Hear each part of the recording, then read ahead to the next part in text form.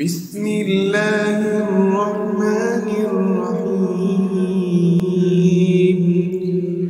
قل أعوذ برب الفلق من شر ما خلق ومن شر غاسق إذا وقب ومن شر النفاثات في العقد ومن شر حاسد إذا حسد.